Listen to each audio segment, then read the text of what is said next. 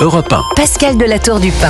Bonsoir à tous, je suis très heureuse de vous retrouver. C'est dimanche, c'est Europe 1 Soir Week-end. Nous sommes en direct pour vivre l'actualité, la commenter avec les éditorialistes, les journalistes et les invités. Paul Melun est déjà là. Bonsoir Paul. Bonsoir Pascal. Votre compère Jules Torres ne saurait tarder. Oui, et Voilà. il m'a téléphoné, il arrive dans une minute. il arrive. Ah là, il est. Qu'a-t-il très de plus pressé nous important à rejoindre. faire qu'être dans ce studio Eh ben, à 8h59? On va le lui demander.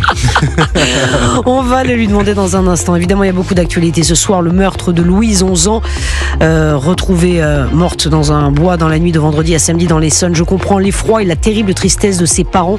La police et la gendarmerie gagnent toujours à la fin. C'est ce qu'a dit Gérald Darmanin chez nos confrères de BFM TV. Alexandre Touzé, vice-président LR en charge de la sécurité au conseil départemental de l'Essonne, sera mon invité juste après le journal de 19h, ainsi qu'Axel Ronde, porte-parole du syndicat CFTC Police. On va essayer de comprendre comment travaillent les enquêteurs, sachant que le meurtrier court toujours. On ne parlera pas que de ça. Je ne sais pas si vous avez vu le deepfake d'Emmanuel Macron aujourd'hui, mais ça a beaucoup fait jaser, notamment. Puis un petit mot de Merwan Bellassar, vous savez, l'humoriste. Ah oui, Voilà, l'humoriste qui est n'ira plus. intervenu sur France 5. Exactement, il n'y retournera pas. En revanche, il va aller sur France Inter demain matin. On va en parler D'accord. sur Europe 1. On va parler. Europe 1, il est 19h. Europe 1 Soir Week-end. 19h, 21h, Pascal de la Tour du Pin. Le meurtre de Louise, 11 ans. Plus de 120 policiers ont ratissé le bois des Templiers où sa dépouille a été retrouvée dans la nuit de vendredi à samedi. Que cherche-t-il? Caroline Baudry est sur place pour Europe 1. Sur quelle piste travaillent les enquêteurs? Il y en a 3. Les explications de Guillaume Dominguez qui est déjà installé dans ce studio. Et puis l'autre actualité ce soir, c'est la prise de parole d'Emmanuel Macron. Le chef de l'État va s'adresser aux Français à la veille du sommet de Paris sur l'intelligence artificielle. Emmanuel Macron qui a fait parler de lui, je vous le disais aujourd'hui, en publiant sur son compte Instagram des deepfakes avec son visage. Le temps, quelle est la tendance, Anthony Kazmarek? Eh bien demain, le temps sera gris et pluvieux sur une très grande partie du pays et ces pluies se transformeront en neige localement sur la Normandie, les Hauts-de-France, le Grand Est, surtout en début et en fin de journée quand les températures seront les plus basses, températures qui dans l'après-midi évolueront entre 4 et 18 degrés. Et météo complète à la fin de ce journal.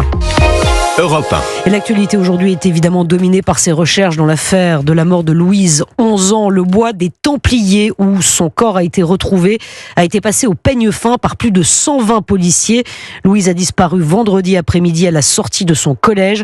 Son corps a été retrouvé dans la nuit de vendredi à samedi. Caroline Baudry, vous êtes sur place pour Europe 1. Comment se sont passées les recherches et que cherchent les enquêteurs ? Eh bien, ici, en lisière de forêt où je me trouve, il y a encore une petite heure, des dizaines de policiers s'activaient. On les voyait derrière les rubans rouges et blancs qui délimitaient la zone. La police judiciaire, carnet en main, la police à cheval. Des agents à pied étaient à la recherche d'abord de l'arme du crime, mais aussi du moindre indice qu'aurait pu laisser ici son auteur, toujours en fuite. Le tout sous le regard halluciné de quelques curieux comme Youssef, 17 ans. On aurait dit une scène de film, quoi. Qu'est-ce qui se passe dans ma ville? Et avec mes amis, ma famille, on parle de ça, quoi. C'est un choc. Ça fait peur, quoi, de penser qu'il est encore en liberté, qu'il peut s'attaquer encore à des enfants. Je pense à ceux qui ont des petits frères ou des petites sœurs, je pense à eux. Ils doivent avoir peur pour eux, quoi. C'est très triste de penser à elles. Et au pied d'un arbre juste à côté de ces policiers, une dizaine de bouquets ont été posés par Maëlys, par exemple. Elle est venue avec une amie et sa maman. On a le même âge qu'elle. Demain, on va essayer de s'habiller en noir pour lui rendre hommage. Ma fille va retourner à l'école. On se dit qu'on n'est pas à l'abri. On n'a pas droit aux bombes lacrymogènes, mais des déodorants ou des choses qui permettent de se défendre. On ne sait pas trop, on est un peu démunis, quoi. Le dispositif a été levé tout à l'heure à la nuit tombée. La route qui mène à la forêt est de nouveau accessible. Tous les riverains sont rentrés chez eux. On ne sait pas si ces recherches se poursuivront demain ou si elles ont été achevées aujourd'hui. Caroline Baudry pour Europe 1. Je vous le disais, l'enquête commence. Guillaume Dominguez, vous êtes dans ce studio. Que sait-on exactement de cette affaire? Les enquêteurs travaillent sur quelle piste? Bien sûr, toutes les pistes ce soir, elles sont toutes à l'étude, Pascal. Alors l'un des principaux objectifs des enquêteurs, c'est déjà de retrouver l'arme du crime. L'autopsie du corps de l'adolescente a révélé de nombreuses plaies réalisées avec un objet tranchant. C'est 7 éléments que les enquêteurs doivent retrouver rapidement. D'ailleurs, on le disait, une grande battue a été organisée cet après-midi dans le bois des Templiers.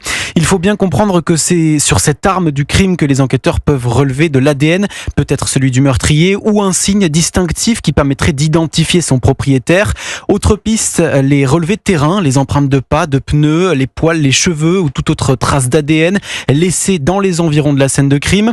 Ça peut être aussi un objet oublié ou abandonné par l'auteur, autant de preuves qui peuvent faire avancer l'enquête. Et puis surtout, il reste la piste de la vidéosurveillance. On rappelle qu'un homme a été vu non loin de la jeune fille au moment de sa disparition.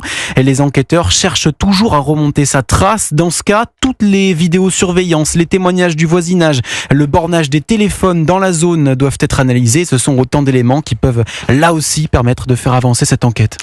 Merci beaucoup Guillaume Dominguez. Sachez qu'Alexandre Touzé, vice-président LR en charge de la sécurité au conseil départemental de l'Essonne, sera mon invité après ce journal, ainsi qu'Axel Ronde, porte-parole du syndicat CFTC Police. Et puis il y a les mots de Gérald Darmanin ce soir sur BFM TV. Le garde des Sceaux est revenu notamment sur les mineurs. Il a parlé de beaucoup de choses, notamment aussi du droit du sol, nous y reviendrons.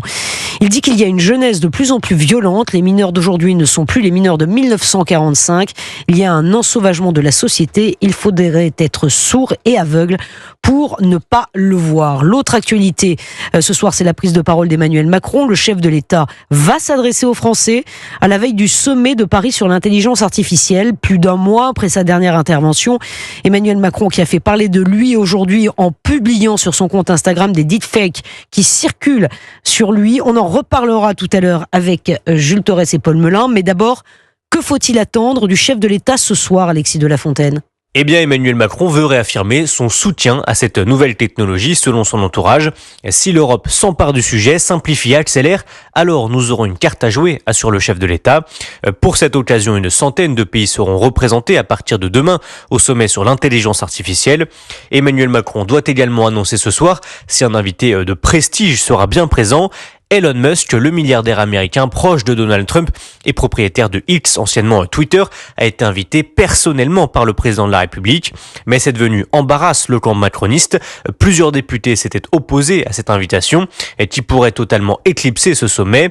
Enfin, Emmanuel Macron devrait également être interrogé sur des questions nationales, notamment sur l'utilisation dès cette année du référendum pour trancher des questions très clivantes comme la suppression du droit du sol ou l'autorisation de l'euthanasie.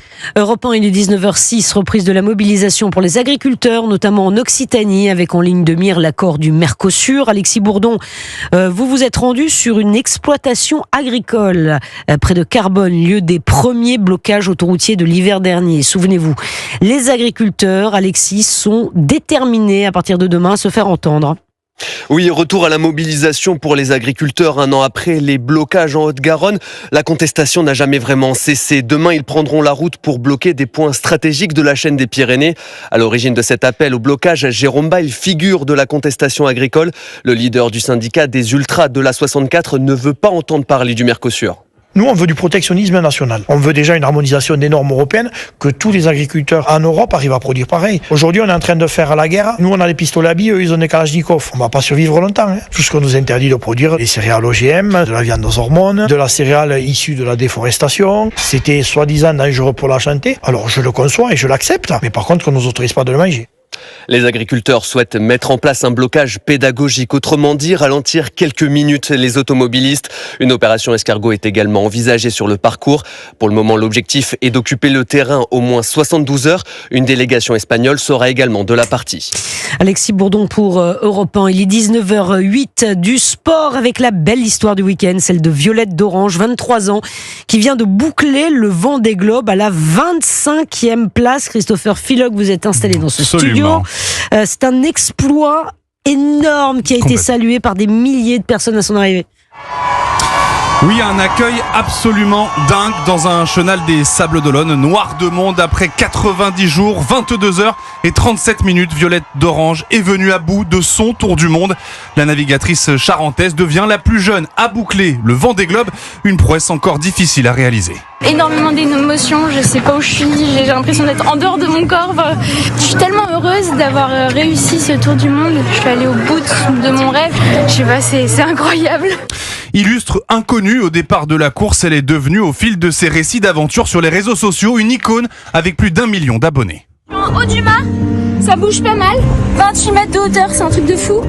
Hier soir, j'ai reçu un message de la direction de course me prévenant que des icebergs ont été détectés pile sur ma route. C'est ouf quoi, j'ai réussi à aller jusqu'au Cap Horn. Et Violette d'Orange ne compte pas en rester là. Elle envisage déjà d'être présente pour la prochaine édition en 2028-2029. On lui souhaite, elle y sera, Christopher Filon. Peut-être. Mais Jules Torres est arrivé dans ce studio. Bonsoir Pascal. Vous savez que je suis des Sables d'Olonne. Non mais oui, vous étiez au Sable d'Olonne il y a quelques minutes, Jules Torres. C'est ça. Je travaillais et au moment de regarder ma montre, après j'ai eu 2 minutes de retard. Ça va, non mais ça va vous dire que moi je suis des Sables d'Olonne.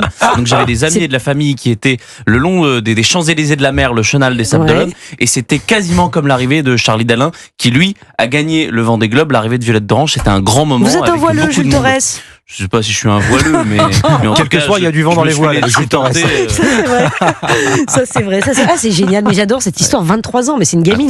Et elle peut peut-être un jour gagner comme Hélène MacArthur, on se rappelle. À 24 ans, elle avait été deuxième, elle avait terminé deuxième. Non mais j'adore ces belles histoires. Ça fait du bien ces belles histoires, parce que malheureusement l'actualité ne nous en sert pas. C'est une star sur les réseaux sociaux, comme ça a été dit. 23 ans, c'est une gamine. Sur TikTok, elle a plus d'abonnés que Paul Melun. Oh là là, les attaques et les bassesses, ça change pas. Votre prix littéraire, on en est où? Mais moi ça va très bien, Pascal. Le prix de la pensée libre. On avance le prix littéraire et en toute liberté, ma chère Pascal, avec mon ami Tony Gomez.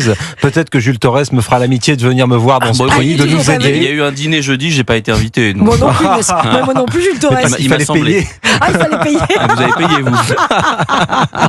Je ne vais pas payer les amis. Allez, il est 19h10 sur Europe 1. La météo Anthony Kazmarek, à quoi va ressembler notre lundi? Vous aimez les lundis au soleil, Pascal? J'adore.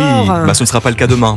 C'est une chose qu'on n'aura jamais. Et chaque fois, c'est pareil. La pluie revient, effectivement. Pluie demain et ciel gris sur une très large partie du pays. Pour faire simple, voici les régions qui auront le droit à quelques éclaircies. Le sud de la Bretagne, la Vendée, les Charentes, voilà pour le quart nord-ouest, et puis plus au sud, le Piémont pyrénéen, la Provence, la Côte d'Azur et la Corse. Dans ces régions, vous verrez un peu de soleil. Ailleurs, n'y comptez pas trop. Les nuages vont dominer avec des pluies qui seront plus fréquentes dans la moitié nord que dans la moitié sud. Et comme les températures seront parfois très basses au nord, ces pluies se transformeront localement en neige vers la Normandie, les Hauts-de-France et le Grand Est, surtout en début et en fin de journée.